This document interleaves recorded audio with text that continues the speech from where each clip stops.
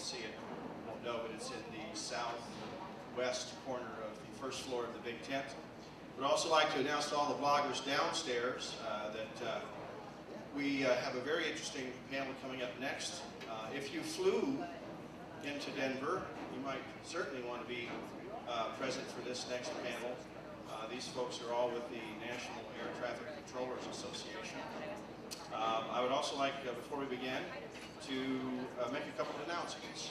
Oil Change USA will host a discussion on the separation of oil and state in the second floor conference room of the Alliance Center. I'll get that started very soon. Also, the American Clean Skies presentation will take place from 11 to 12 in the third floor conference room of the Alliance Center, which of course is immediately next door. At this point, I would like to introduce the panel that's going to be presenting the next discussion. As I get my notes, we'll get that. The National Air Traffic Controllers Association is sponsoring this next panel. They are a federal sector labor union representing over 20,000 air traffic controllers, engineers, and other safety-related personnel. They also represent the safety interests of the flying public, striving to improve and enhance aviation safety. The moderator of this panel is Alex Caldwell, who is the Communications and Public Affairs Specialist for the National Air Traffic Controllers Association. Her guests today include Patrick Forey, who is President of the National Air Traffic Controllers Association, Lyle Burrington of the Denver Traffic Control Center, Steve Hansen of the NATCA Safety Committee Chair, he is, and Paul Rinaldi, who is with the National Air Traffic Controllers Association Executive Vice President. So I think you'd all give a nice welcome to this panel, and thank you very much.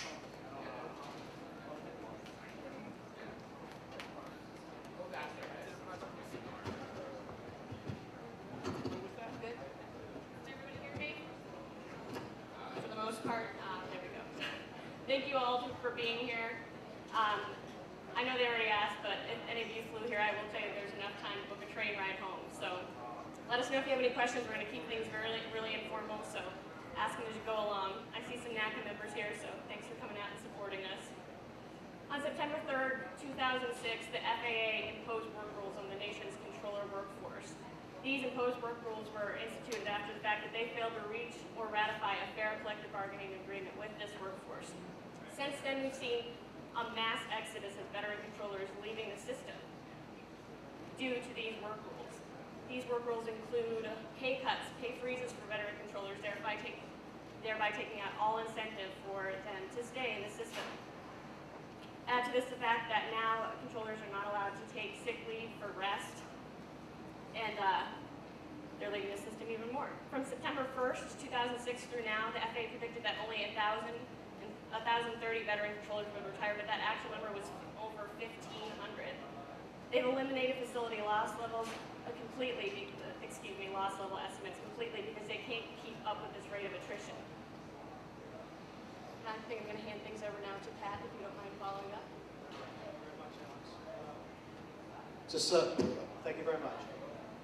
As Alex said, the agency back 2 years ago imposed work and pay rules on our bargaining unit, which has created something that's going on with the entire transportation infrastructure in this country. It's been totally disregarded by this administration. And the air traffic control system is no exception to that. Since 2006, we've lost over 3,000 experienced controllers to the system, and the agency has only certified 365. As you can do the math, you can see that the system is slowly and rather quickly deteriorating from the safety levels we used to have and the efficiency levels we used to have in the system. Operational errors are on the increase, runway incursions are on the increase, and serious mid-air and near-mid-air collisions are on the increase. This week, as an example, marks the 2-year anniversary of the Comair 49 tragedy that happened in Lexington, which we have filed an exception to the report. And one of the things we found the agency should be negligently held on is the fact that they didn't even adhere to their own rules and staff that facility with more than one controller like they were supposed to. However, the NTSB covered for the FAA and essentially said, well, that really wasn't an issue or a causal factor, but it was a problem. We disagree. It was definitely a causal factor. If there were 2 controllers on duty, we think there's a very good chance that accident would not have occurred. The signs of a weakening system are showing. With the rise in errors, the rise in runway incursions, the level of safety is deteriorating. The agency is now advertising for controllers to operate this system, which is something that is an inherent skill not every American has. And they're going to Facebook.com, MySpace.com, Craigslist, to high schools, and hiring young people out of high school to do this job that requires maturity, skill, and experience. The veteran controllers, the CTI graduates from the College Training Initiative programs are drying up because of the way they're treated by this agency, the way they're paid by this agency. The system is falling apart, and it's falling apart before our very eyes. A good example, again, is their fix-on-fail policy with the NATCA system yesterday. National Data Information Network that went down, caused several delays. This is the second time that system has crashed in the last 6 months. It's another example of the agency's disregard of the system and the infrastructure. A fact that they will not fix and maintain equipment on a regular basis. They wait till it fails. The way they contract out their work so that their technicians are not available on a 24-hour basis. Can you imagine if the airlines waited for a fix-on-fail policy with their equipment? Wait till an engine fails in flight? Wait till a rudder doesn't move? Give me a break. This is something that should concern every single American in this country, and it's getting worse. They disregard the system, they disregard their employees, and the effects are going to be tragedy. We think that something needs to be done, and we're hoping Congress will do it. Senator Barack Obama stands behind us on this issue. He very much is in favor of a transportation infrastructure that meets our future needs of this country, for the economics, for the security, and for the safety and commerce of this country. And we support it very strongly. And with that, I'll turn it over to Paul. Congressman Sestak of Pennsylvania called the FAA a rogue agency because they're ignoring law, rule, and regulation. They're distorting and manipulating the truth just to steer a story into their own path. Everything the agency is doing is not to promote the efficiency and the safety of the system, it's to promote their own agenda of dividing and fracturing and splitting this union. This is what it's all about. They would love nothing more to not have the Air Traffic Controllers Union to call them to task in the public, in Congress, with the media. They would love nothing more than that, just to go unchecked in every aspect of the aviation system. Unfortunately for them, they are failing. And Congressman Sestak, he hit it right on the head, the rogue agency, because he has congressional inquiries along with many congressmen and women, and along with other senators. And they're frustrated with the FAA's leadership, from Bobby Sturgill to the VPs to the COO of Hank Rakowski. They are very frustrated that they're ignoring the laws, rules, and regulations that are set up to govern the safest, most efficient system in the world, and all they're doing is spinning, bending, and breaking, and manipulating the truth so that they think you will be satisfied with the answer they give you. The bottom line is the system is deteriorating. Equipment is aging. Staffing is at an all-time low. Delays at an all-time high, and yet they say everything's fine.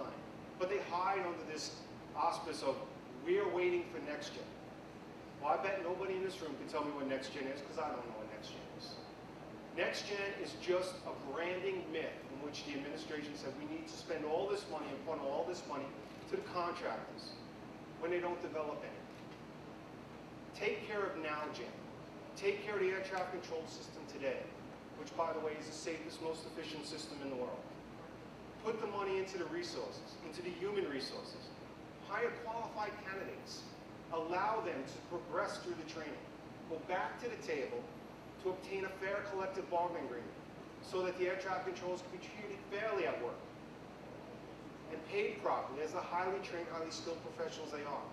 Which, by the way, even though the system is deteriorating, is still the most complex and safest system in the world. Thank you, and I'll take any questions you have. I'll turn it over to Lyle. Can you hear me? There we go. I didn't want to throw a bunch of numbers at you, but I'm Lyle Burrington. I work at the Denver Center in Longmont. And just real briefly, how the air traffic control system is set up. A lot of people don't know that centers exist. So the way it all kind of breaks down is if you take off at Denver, you're talking to the tower, you get transferred to a TRACON, terminal radar facility, and then about 30 miles away from Denver, you're talking to a center until you get to your destination. Denver Center controls portions of 8 states, a lot of square miles. And the picture I'm going to paint for you is one that's going to be, you're going to find nationwide in almost every air traffic control facility there is. I found data back as far as 2002, and Denver Center had 300 certified professional controllers. Since that time, we've lost 60 of those. We're now sitting at 240. And what that means is in Denver Center, there's 6 areas. Now we have 40 certified controllers in each area. So we've lost equivalent to an area and a half of controllers.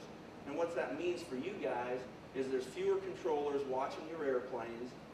There's fewer controllers working that shift. So more people have to work overtime, mandatory overtime, rougher shifts. The time with their families is very tough to come by.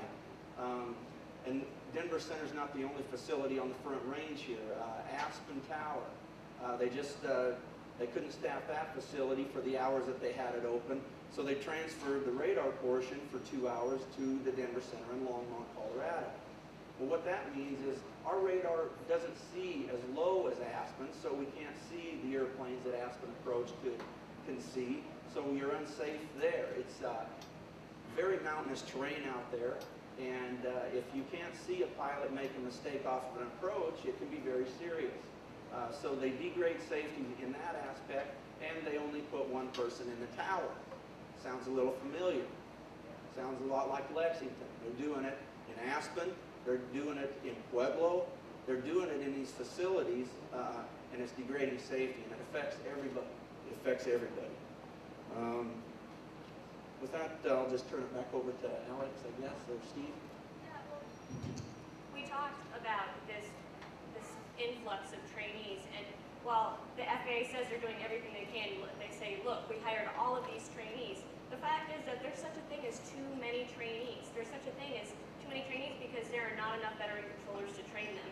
I talked to Lyle earlier, and the way he equated it to me, which I think is probably the best analogy, is you've got trainees training trainees. It's the equivalent of a 16-year-old teaching a 15-year-old how to drive. And I think Steve can talk to the effects that this influx of trainees is having at the facility, especially the FAA's way that they're trying to cope with too many trainees. Oh. What they're doing is we get a big influx of trainees and around the country, in the center specifically, they're instituting what they call functional training or various forms of functional training. And what they'll do is they'll front load the trainees with massive amounts of information, put them right into training on certain sectors or positions, and not give them time to season, gain experience. They're not getting the experience they need after they check out. They're immediately put into training on something else, on another position. And it's very difficult for those trainees to ever catch up, and they have a very shaky foundation even as they're certifying. They're very myopic experience level. They don't have the technique to get out of certain situations. They may get certified on just a departure sector, where if that departure has a problem and needs to go back to the airport, he doesn't even know how to do that because he's only certified on the departure sector. The facilities that they're doing this at are like Chicago Center, Houston Center. They've seen a rise in errors with those newly certified trainees, or they're certified on the position, but they're still considered trainees because they're not completed with the program, and there's a rise in errors. It's just not a really good way to do business. They're not giving them the experience that they need to be successful in the program. Yeah, we've got 85 trainees at Miami Center, and they've been there for 2 years. They're just now starting to train. What have they been doing in the meantime? They've been getting coffee for the veteran controllers. Why are they not being trained? Because there aren't enough veteran controllers to train them. Right, and she says 85 trainees, that's compared to or I think he said 192 certified controllers. So about 40% of your workforce are trainees, and it takes, when you're training the trainee, it takes a certified controller to sit behind him. It takes him out of the rotation. It makes longer hours. It brings up fatigue issues because you're working longer, and it's very difficult to sit and second guess a trainee for hours on end and hours on end, and they're just flooding the facilities with these trainees, causing problems. And even the FAA has said, I think it's around 30% is about as high as they want to go, and they're over that in a lot of facilities. Another thing we've seen is that because there are so many trainees and so few veteran controllers, now these trainees are being placed initially into facilities where they never, ever would have started off at. You've got trainees starting off at New York TRACON, one of the most complex airspace systems in the world. And these aren't trainees with previous military experience. They haven't been to controller training initiative programs. They're coming off the street and they're working this complex airspace, and there aren't enough veteran controllers to train them to work that. A good example of that with the training is they're placing new hires into facilities like Atlanta Tower TRACON, Chicago Tower TRACON, New York, Dallas, and they have absolutely no training program for someone with little to no experience. And they're placing these individuals in there, and they're trying to certify them on one position or another position, to the point where you might have 3 or 4 of them working in a tower, and when something goes wrong, none of them know the other person's position or what it does. And so a disaster is waiting to happen. In fact, about 8 months ago, we had a problem, an outage up in Boston, the Boston Center, and everyone in the area that was working was relatively new, and they didn't know what to do. So that created a longer delay to get the system back in shape. This is a problem that the agency has refused or failed to address. And what we're finding is these individuals that are being placed in these facilities, they don't make it. And so the agency just says, well, we hired 1,815 controllers last year. That's great. They certified 153. 153. They lost about 300 from failure because they couldn't do the job or they quit. And in the whole year, they only certified 365 controllers when they lost 1,600. So do the math. It's getting to the point where if it isn't a safety issue, it's going to be a delay issue. It's going to slow the system down to the extent that people are going to be very upset, and it doesn't do anything for this country. You know, when times were good, when staffing was fine, it could take up to 3 to 5 years to train, to certify, to become a fully certified controller.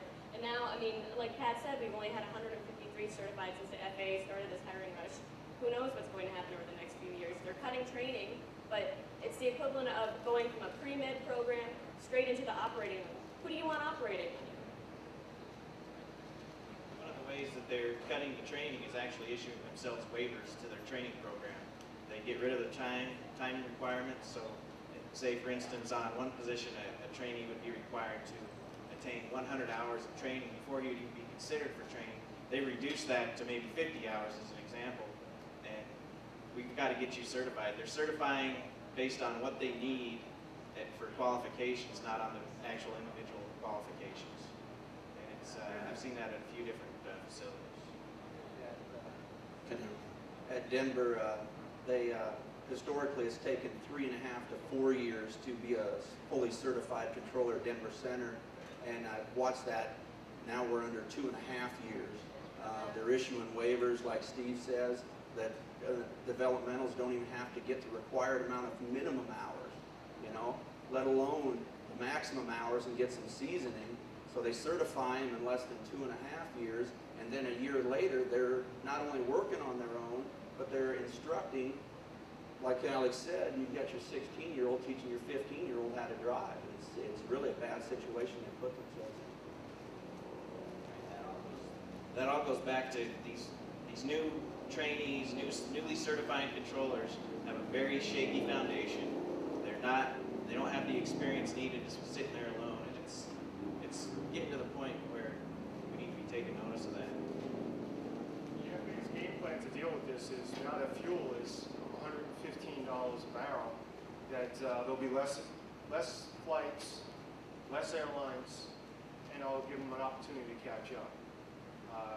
That's a heck of a game plan to impose on the world's greatest air traffic control system.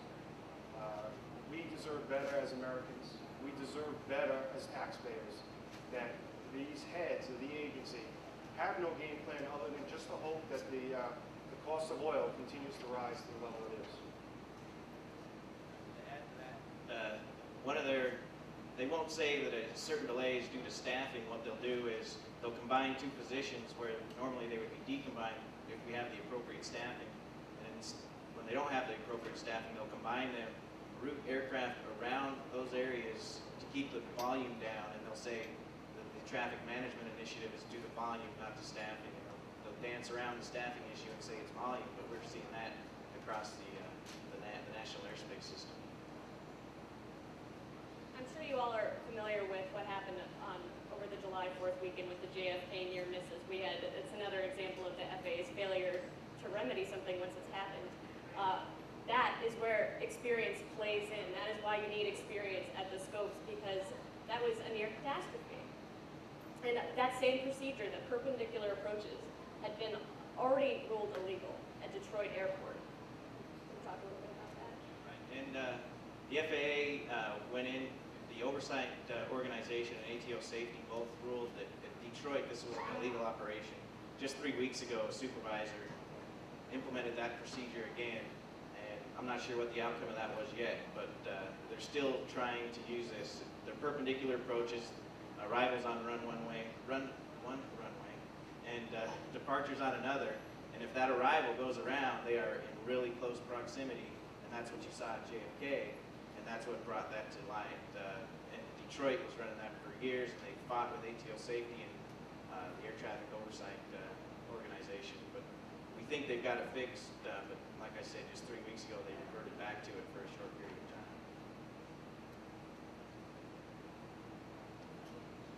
Any questions? I'm sure you guys have got a lot. Yeah.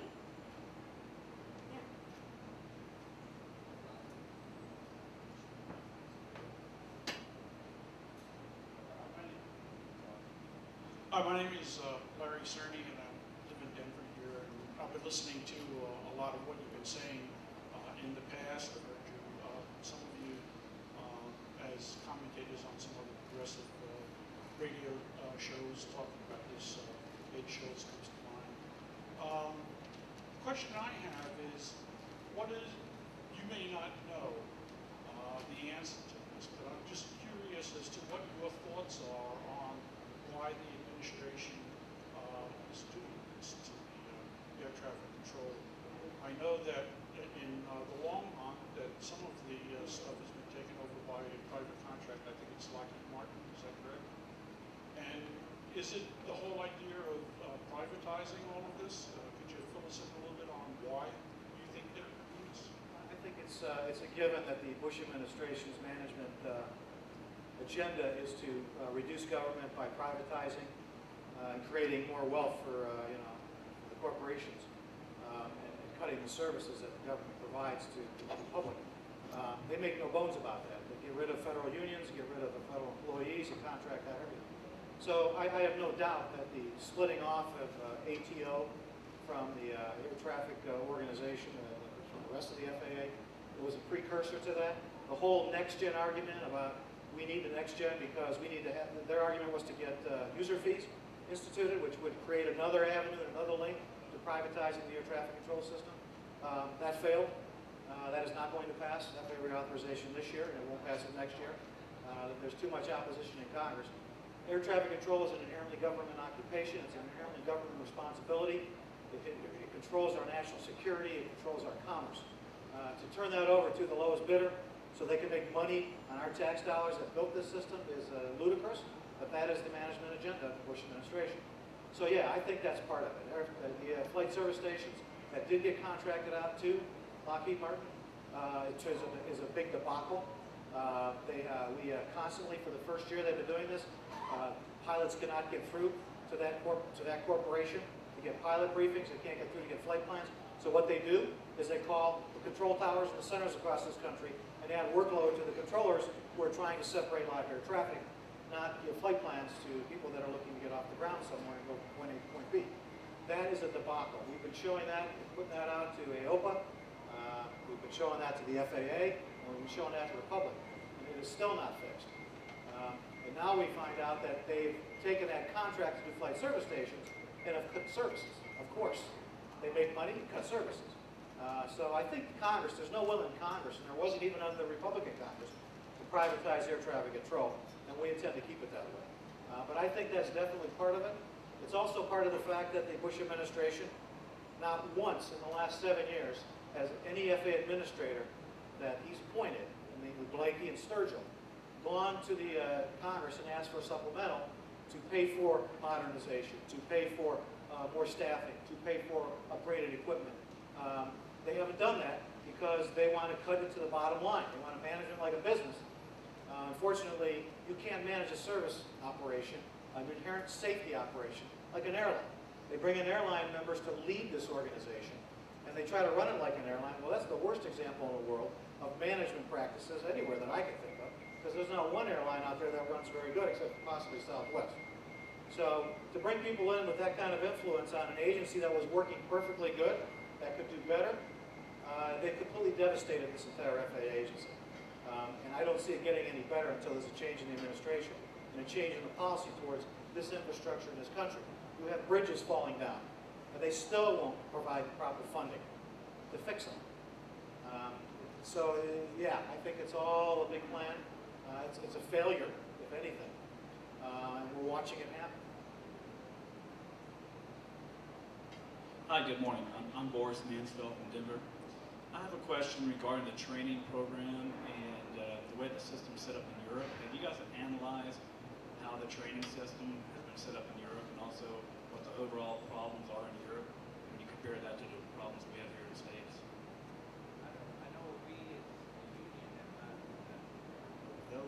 I know we as a union have not analyzed the European training system. We talk with the Germans in particular about some of their work rules and how their contract, but I don't think that we've looked at their training policy. We can't even get the FAA to look at their own training policy and fix it. So I would add that the European Union put out a study 3 years ago that showed the air traffic control system in the United States is 70% more productive and 73% more efficient than the system in Europe, than any of the systems in Europe. I think that goes to show what kind of training we have done in this country prior to this agency's mad dash to compensate for the forcing out of 3,000 experienced controllers in the last 23 months.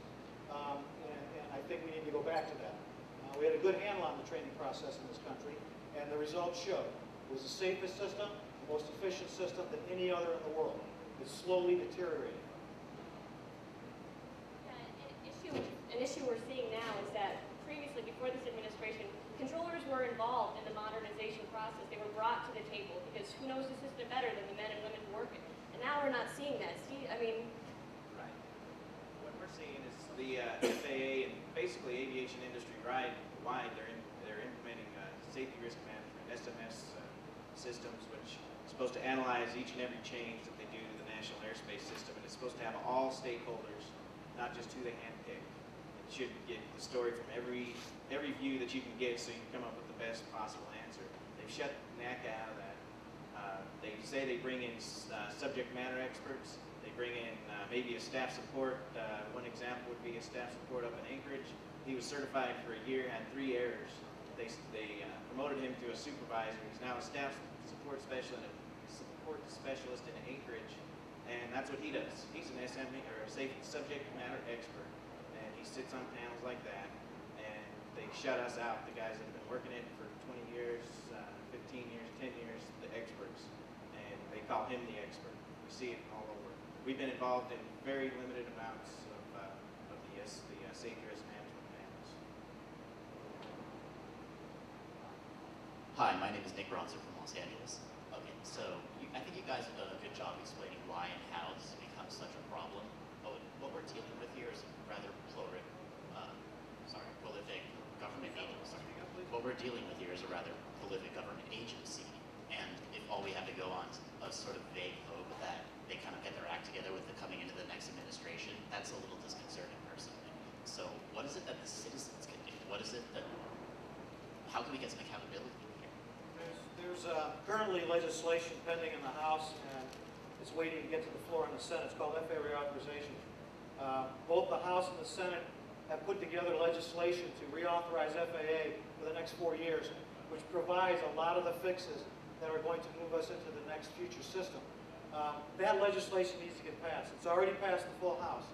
The Senate has been the holdup, and obviously the politics taking place in the Senate, with 94 filibusters that have occurred, nothing seems to be moving out of the Senate. What the average American can do, what all you folks can do, is start beating on your state senators and say, get this thing moving. This is too important to let flounder for politics. This involves the safety of human life. It involves our system. It involves the future of our system and the commerce of this country. So that's what the most average American can do. I urge them to do that. Any other questions? Hi there, Jennifer Brenches from Kansas City. I've actually had the opportunity to walk through the Kansas City Center, and while there were some technology upgrades that I saw, I also saw a lot of antiquated equipment. I know you guys have talked about staffing and serious staffing issues, but can you talk a little bit about the technology? Do you feel that you're getting the upgrades that you need? Because I certainly saw some things that looked like they almost came out of an old submarine or something. I'll turn this over to Steve a little bit. The first thing I just want to add is that over the last 5 years, the agency has actually reduced funding for technology improvements and modernization instead of advancing it. I think that all falls into the whole budget bottom line management scenario where they won't go for more money, where the Bush administration is trying to pay for the war in Iraq, where they got to find funds, and the best way to do is to cut government agencies. We have decent technology out there right now, but certainly not what we need to increase capacity of this system, make it more safe, make it more efficient. That is something that needs to be developed, and that is going to require all the stakeholders to get involved in that process, which currently we are not all involved in that process. But you have things that we could do right now, like ASDX, which is the ground runway radar, which will help cut down considerably on runway incursions and enhance safety. We have control of pilot data link possibilities that we can start working on right now that reduce frequency congestion. We've got GPS. We could use ADSB, which is the Automated Dependent Broadcast System. We're basically where we can start, following through radar coverage aircraft over the seas, over the oceans, in the Gulf of Mexico, which is increasing capacity and safety. There's many things that they can do, but they just don't spend the money or the time or the expertise to get it done. Again, FAA reauthorization will force them to do that. And Steve? Yeah, Paul. I'll say something. What we really should look at is the heads of the FAA, the leaders of FAA headquarters, are all setting themselves up for their retirement job. And if you look at, and just do the path. You see Marion Blakey, the former administrator, goes work for the contractors that build the infrastructure of NextGen. And yet they spend no money on modernizing the equipment yet. But now when they get to their positions, now they're pushing for the money to be spent. If you look at Russ Chu going to work for JetBlue Airlines, and if you just look at the ones that have been heading the FAA during this mess, they're all setting themselves up for their future jobs in retirement. And it's a huge conflict of interest, and someone needs to call them on this. Touching on the modernization issue, one project that's out there right now is ERAM and route automation modernization. And they're actually pushing forward with that. They just slipped because what they don't do is include the union and the subject matter experts in the rollout of the system. We think it may or may not be good. We haven't been involved. We don't know. Denver is one that's involved in that. I know Albuquerque. I work at Albuquerque Center, Salt Lake, and Seattle Center, I believe. But they're excluding the union from the rollout so that we can point to problems, and they're coming up with big backlogs of problems as they get to the facilities, and they're having to just push it back, and they can't institute it. Hi, my name is Sean Nolan. I'm a controller from Denver Center, and I'd just like you to speak to the previous administrator said that the imposition of the contract, the controllers would do the math and say that it wouldn't impact the system and they wouldn't retire. I think the controllers have proven that they've done the math and they see that it's more beneficial to leave. If you can speak to that, and also how it's impacting the brand new guys coming in the system, the difficulties they're having, and why they're not sticking around like they used to. It used to be unheard of for somebody to get in the career field and leave as of their own choice. It's a tough career field to stay in, but you can speak to it. Speak to that a little bit at Denver Center. Like I said, in 2002 we had 300 certified controllers. It's been a downward spiral since then. Since the imposed work rules has been the most damage to the workforce, because when you cut somebody's pay and you give them no pay incentives, there's no incentive for them to stay. So they've been leaving in droves, and I'm now down to 240, like I say, and I've got another 51 that will be eligible to retire by the end of this year. So it's going to get worse before it gets better. We need to turn this thing around. It's a complete change in the philosophy of control. We'll tell you what to do, shut up and do your job. And folks that are eligible to retire, by the way, we have a big bubble of eligible controllers between last year and the next 7 years that were hired after the 1981 PACO strike. So these folks were eligible to retire, but normally they would stick 3 or 4 years after their eligibility. They're leaving the first day they're eligible at this point in time. Way further and way more than the FAA ever imagined or ever dreamed, but we told them this would happen. So, I mean, another good example is Southern California TRACON. In 2004, they had 100 more certified controllers than they do today. They spent $250,000 in overtime that year. They spent $4 million this last year. That leads to tired, overworked, fatigued controllers, and mistakes are going to happen. So, that issue in and of itself is a problem. And until that gets fixed, until the labor issues between us and the FAA are resolved, it's going to continue to get worse, and we're not going to be able to certify people. And the new hires are leaving. They're leaving for other jobs. They're leaving for somewhere where they're treated like a human being, where they're paid accordingly, instead of a job that is 24/7, 365 days a year. You're working holidays, weekends, nights, midnight, swing shifts, day shifts, and you're responsible for thousands and thousands of lives. And to be abused and to be paid peanuts, they're saying, I got better things to do with my life, and they're leaving. So, you know, you get what you pay for. And in this case, I don't think that the American public wants acme controllers. Just to add to what Pat was saying, when we all went through the training, the FAA, it was unheard of to walk away from this job. You delved into it, you worked on your off hours and studied, you did everything you possibly could because this was the greatest career you could possibly have. And you tried as hard as you can. But with the cut in pay, these new hires are now working 2 and 3 jobs. So when they go home, they don't have the luxury to go through the books and study the procedures. So when they plug in to train, that stress level has just increased by double or triple because they're not prepared with the book work because they don't have the off time because they're waiting tables or washing cars or whatever they're doing to make ends meet because the agency cut the starting salaries by 30%. We've never seen them walk away at the rate they're walking away right now. These are qualified candidates that could be long-term, 25-year air traffic controllers saying thank you, but no. To add to that a little bit more and kind of bring it home, is at Albuquerque Center on one day, 4 newly certified controllers. So the FAA had spent 3 to 4 years certifying these people. They walked out, they quit, they went to work for the DOD. The big DOD paid more, they got a raise, slower facility, they're getting a $10,000 raise to go to a DOD facility. Just this week, we had a controller with 10, 12 years experience put in his resignation paperwork to go to Dubai and work in Dubai. It's crazy. We're seeing this all over the place. We're seeing trainees that have a promising future quit. They're saying, my wife got a better job in DC, I'm gonna move. They're not sticking around, and it's because of how the FAA is treated. Well, my name is Brent Green from Denver, Colorado, and I used to be in the mental health field back in the 80s when a former conservative administration decimated our mental health system, and people that resulted from that we call homeless today.